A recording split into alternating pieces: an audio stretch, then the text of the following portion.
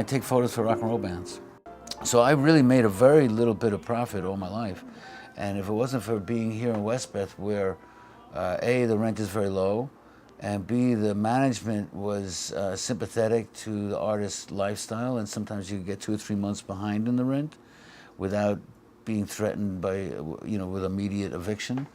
And so that helped me a lot. I don't think I could possibly have done what I did if I had to pay a normal rent. Yes, there's a lot of advantages to living in an artistic community, but not necessarily the ones they thought up at first. Like when I first heard about Westbeth, there was supposed to be an artistic community where people were working together on projects and would contribute to each other's work. When I moved in, it turned out that there were about 385 lofts or 88, something like that. There's almost 400 lofts in the building. A lot of them have more than one artist. A lot of artists are married to artists, so there's maybe close to 1,000 artists living in the building. They all have a unique view of the world. Their unique view is unique in that it's not like anybody else's, and each one of these people believes wholeheartedly that their view is the only correct view. So a lot of times, instead of working together, people were really at each other's throats. Up the block on Washington Street was the meat market, and that was pretty quiet during the day, but at night, starting around 10 or 11, people would start to show up. By midnight, that was a thriving, happening place all night long till around 6 in the morning.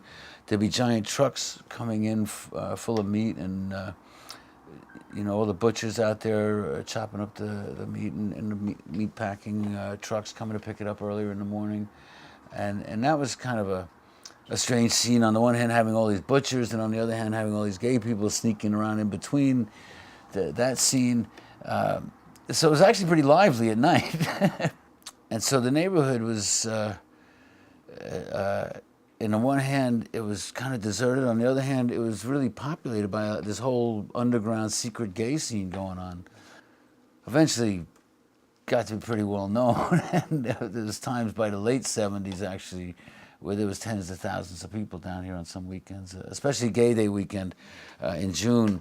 It seemed like people from all over the East Coast would come here, and this was just party central. Literally thousands of people having sex in public out here.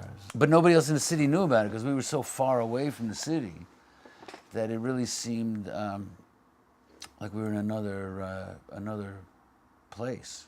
That's one of the things, is having other creative artists as neighbors makes it a lot easier. You tend to forget what it's like for an artist to live in a building where everybody's 9 to 5 and they all expect it to be deathly silent after 10 o'clock at night, and they all wake up and leave at 8 o'clock in the morning. If you're home in the afternoon, you're looked at as some kind of strange person. Down here, a strange person is the most respectable part of the community. If nobody wants to move out and everybody wants to move in, there must be a reason.